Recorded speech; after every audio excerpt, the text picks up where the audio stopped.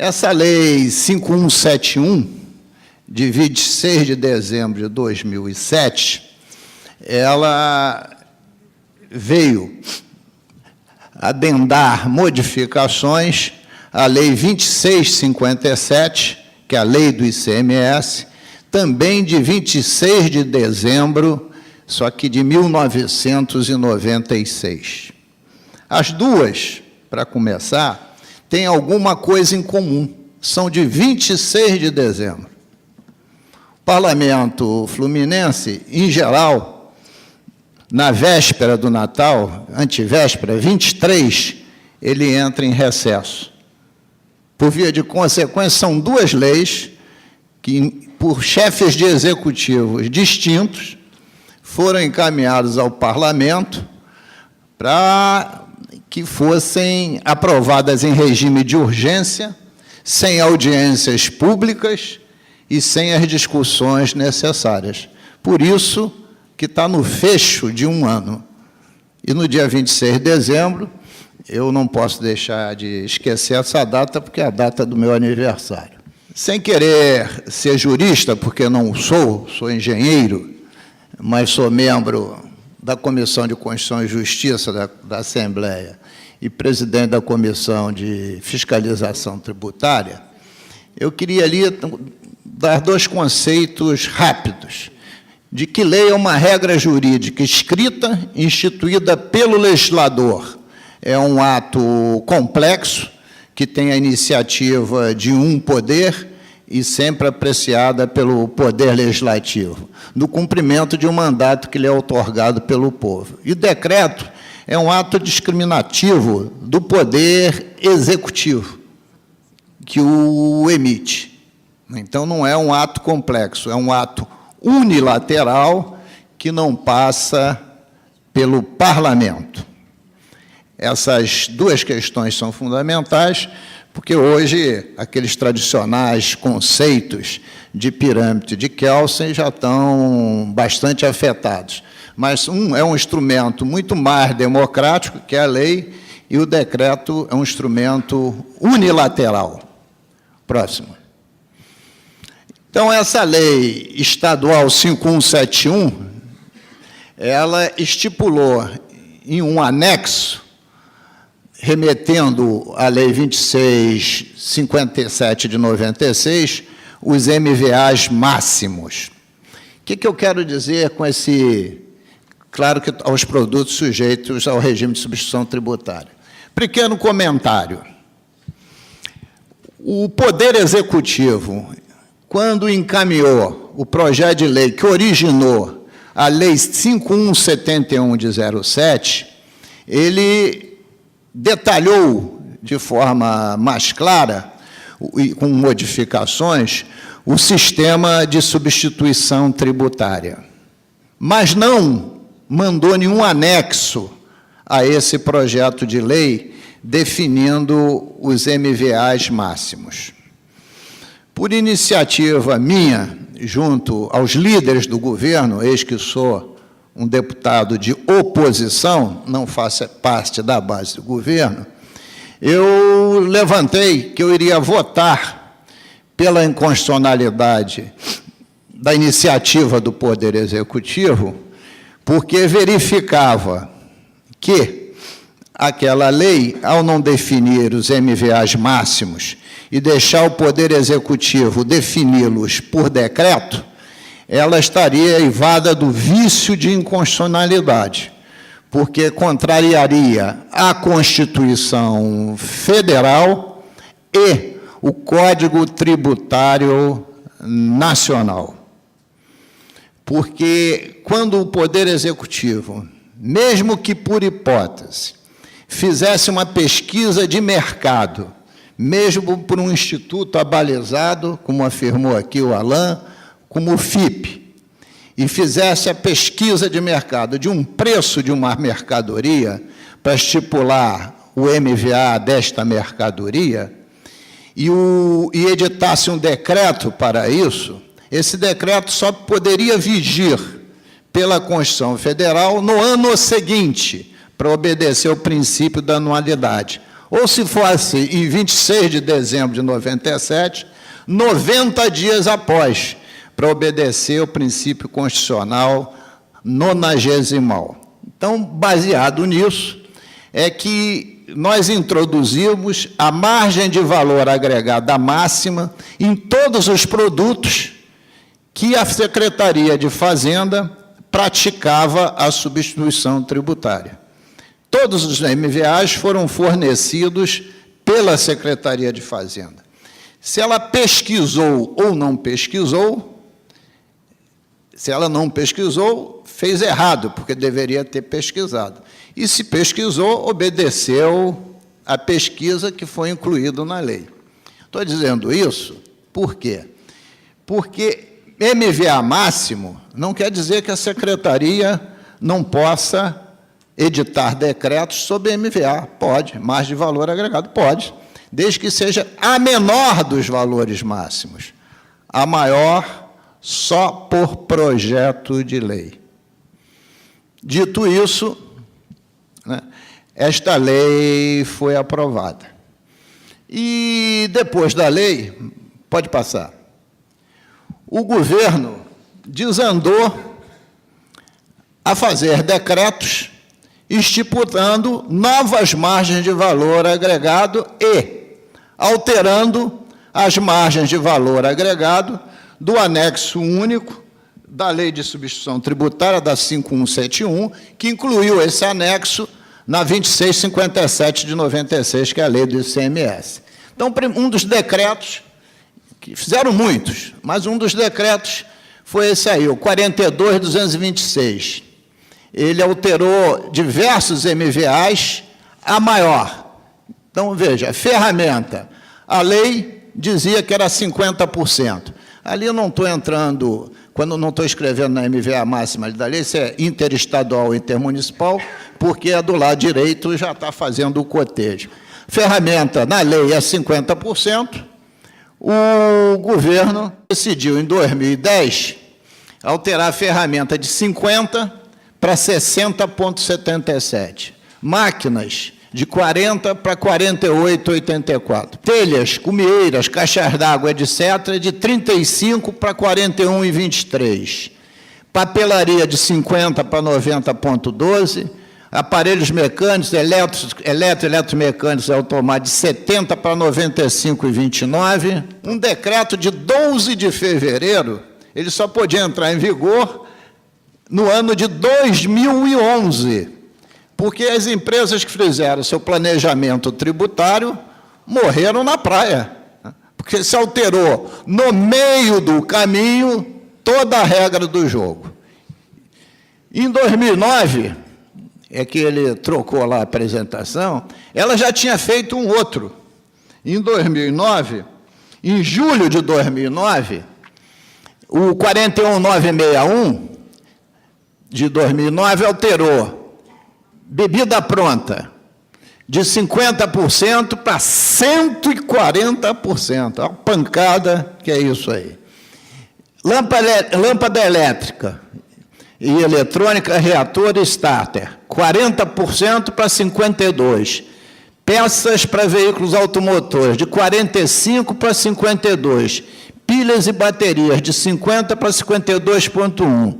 Pneumáticos, 45% para 60%. Chocolate, de 50% para 328%. Não há quase discrepância aí, né? É só o pó para preparação de sorvete em máquinas das lanchonetes.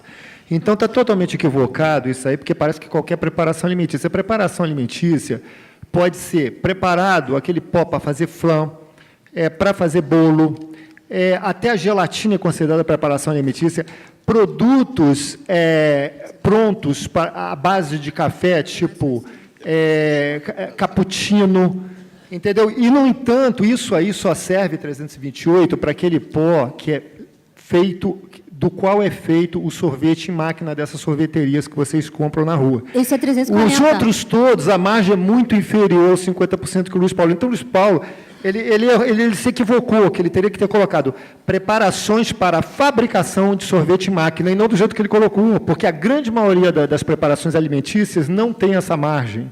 É só para a preparação de sorvete em máquina.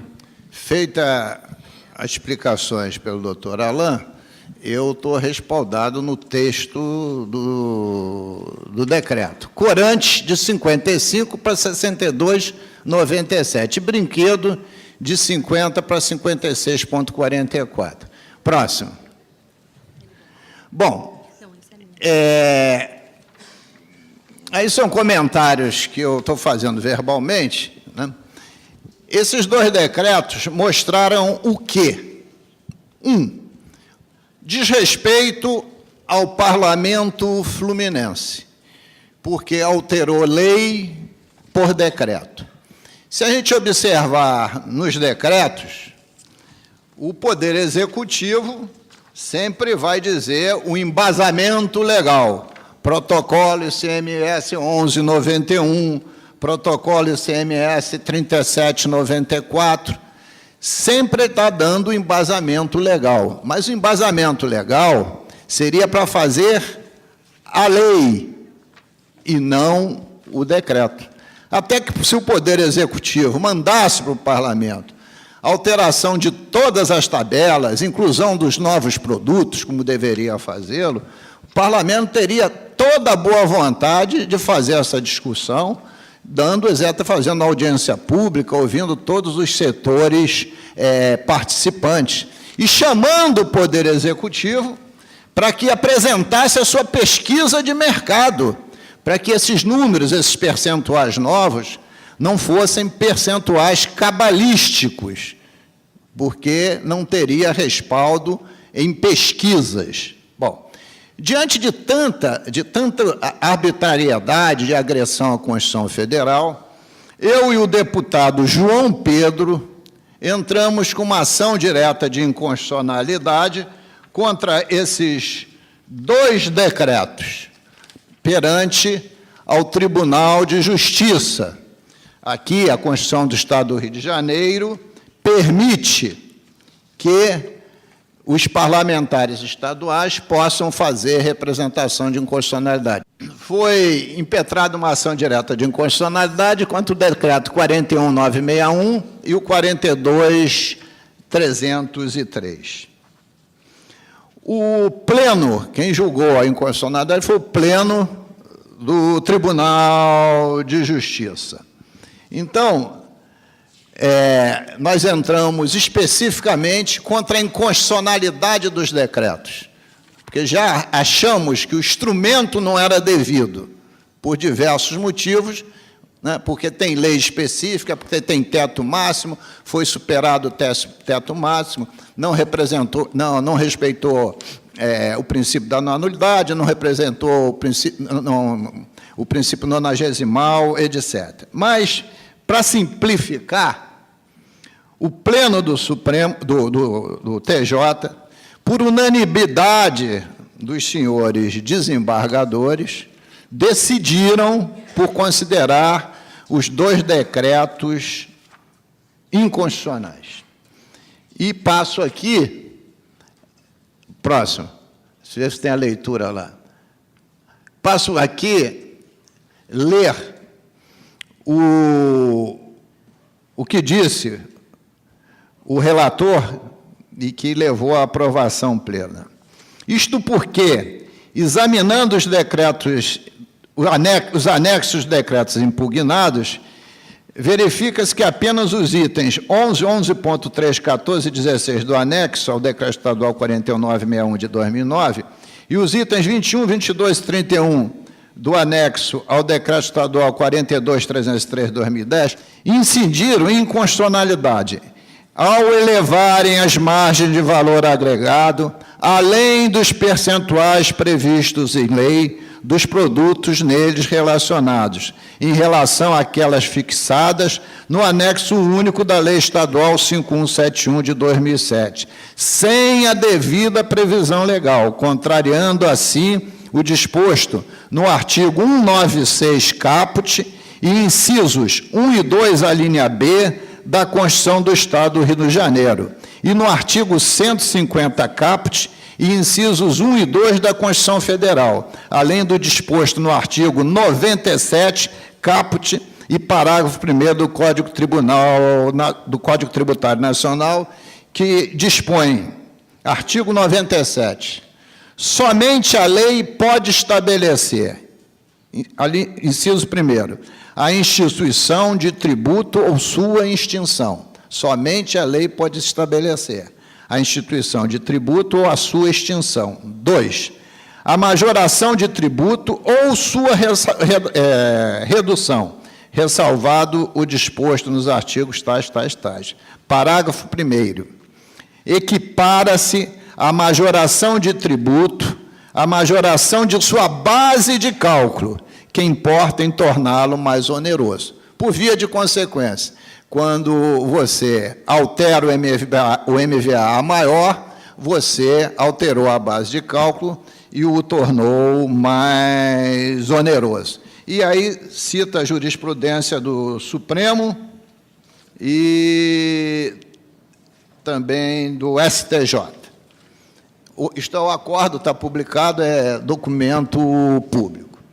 Mas, mesmo assim, 15 dias após de publicado o acordo, para surpresa minha, o governo do Estado editou o decreto 42986, incidindo no mesmo erro. Aumentou MVA em relação ao anexo da 2657.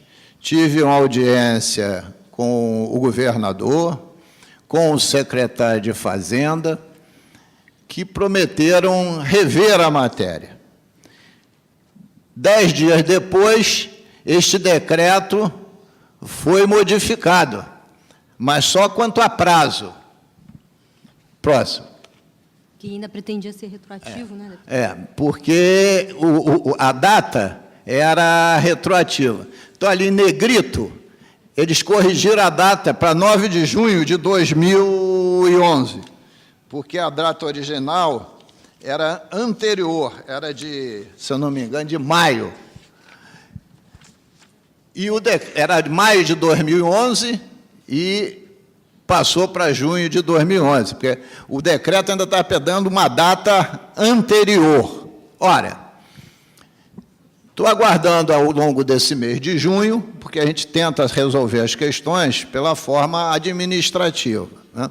Se até o final de junho esse decreto não for revogado ou alterada as margens de valor agregado a maior que eles implementaram, no mês de julho entrarei com outra ação direta de inconstitucionalidade, com um julgamento muito mais fácil, porque irá anexado o acórdão do Tribunal de Justiça.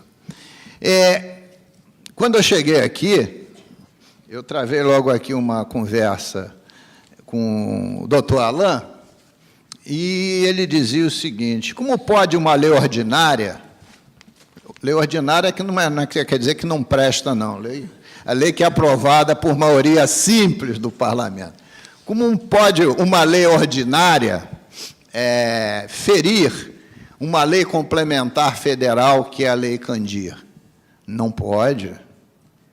Mas nem tampouco a lei federal, a Lei Candir, pode ferir o Código Tributário Nacional, nem tampouco a Constituição Federal, a Carta Magna desse país. Então, o que eu quero dizer com isso? Que quando a Lei Candir definiu que precisava fazer pesquisa de preço para você atribuir a margem de valor agregado àquele produto, né, o entendimento que essa pesquisa pudesse ser por decreto, né, era sem contrariar a Constituição Federal, né. E se hoje tem uma margem de valor agregado estabelecida em lei, as pesquisas são muito úteis, sempre que o Poder Executivo quiser emitir um decreto para instituir uma margem de valor agregado a menor. E sempre que o Poder Executivo, mesmo, aí discordando do doutor Paulo, mesmo apoiado em convênio, portaria, enfim, acordo, não importa qual documento que ele esteja, quiser instituir MVA em cima de produtos novos, terá que fazê-lo por lei. Convênio serve para respaldar os instrumentos legais e não passa por cima dos instrumentos legais. Com todo respeito aos senhores secretários de Fazenda do Brasil inteiro, e isso não é um problema do Estado do Rio, é um problema do Brasil inteiro, né? Com todo o respeito a eles, eles não estão eleitos para legislar. A nível nacional, quem legisla é o Congresso Nacional, gostemos ou não. Ou nós respeitamos a Constituição, ou vamos viver num regime de autoritarismo. E o que se pratica nesse país e nesse Estado é um autoritarismo tributário sem precedentes. Segunda questão, para legitimar mais o debate. Poderia dizer o seguinte: a quem cabe a iniciativa das leis tributárias? Ao Poder Executivo ou ao Poder Legislativo? Eu diria aos senhores que, na interpretação mais moderna, cabe aos dois. Concomitantemente, cabe aos dois. Só que o Poder Legislativo não tem capacidade de dar início ao processo legislativo quando se trata de diminuição de alíquota. Por quê? Porque ele vai ser pego, não na Constituição, na Lei de Responsabilidade Fiscal, porque ele vai ter que demonstrar que aquela redução de alíquota vai representar um aumento de receita. E não é fácil fazer esse demonstrativo, porque é uma simulação e não um demonstrativo. E o Poder Executivo pode fazê-lo ou para aumentar ou diminuir alíquotas.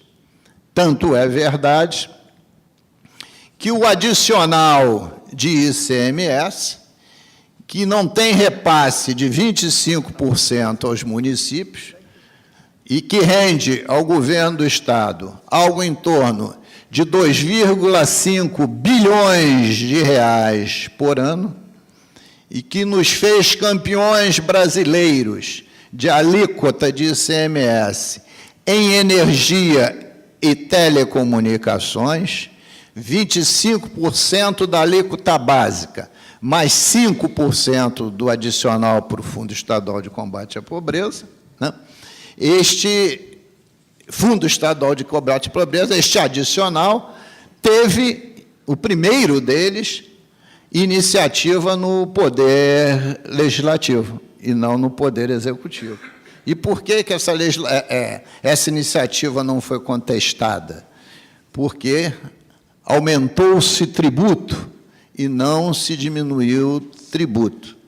Mesmo a lei hoje do Fundo Estadual de Combate à Pobreza, feita em 2010, ela é de minha iniciativa, porque eu, na frente do Executivo, dei entrada tentando minorar os efeitos dos impostos, para que obrigasse, quando eles mandassem as dele, a gente ter uma mesa de negociação. Então, nem esse critério hoje é um critério vigente. A Lei Rosinha, que hoje é Lei Cabral, que possivelmente, sem acordo do Supremo, teria sido declarada inconstitucional, enquanto o acordo do Supremo não sai, a gente não sabe. A origem da iniciativa foi da onde? Do Poder Legislativo. E, nesse caso específico, com redução de alíquota para 2 pontos percentuais. Então, nem por esse enfoque, essa premissa é verdadeira e solene. E, para terminar, a lei de substituição tributária ainda tem um outro grave problema. Por quê? Porque a sua essência era para os produtos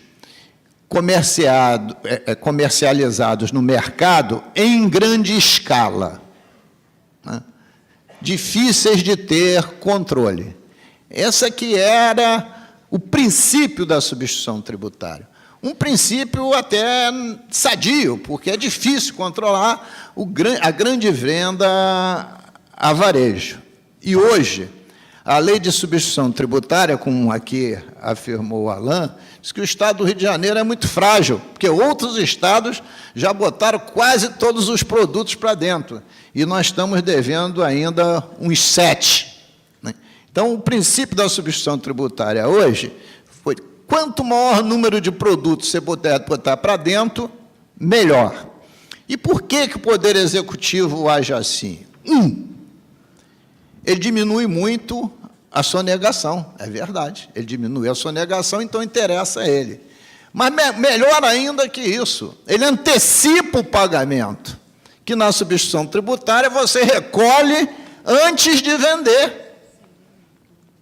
E com isso, segundo estudos da doutora Scherrer, você, na média, vamos falar aquela média ponderada, você acresce no preço do produto final ao consumidor, a nós, consumidores, pelo menos mais 5 pontos percentuais, que é o custo do dinheiro, que você antecipou, pegou no mercado financeiro para pagar a substituição antecipadamente, até a data que você vende e recebe o produto que você colocou no mercado.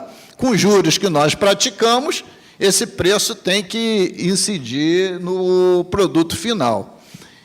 Então, essa é a questão central da lei de substituição tributária. E 2, aqui no Rio de Janeiro, no Brasil, né, ela está prejudicando profundamente as pequenas e microempresas.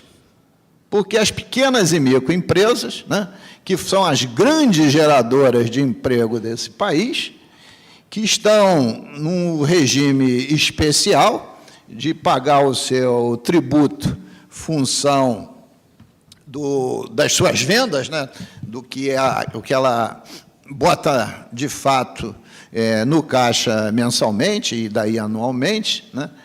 Se o produto que ela vai vender é da substituição tributária, ela tem que entrar na regra da substituição tributária.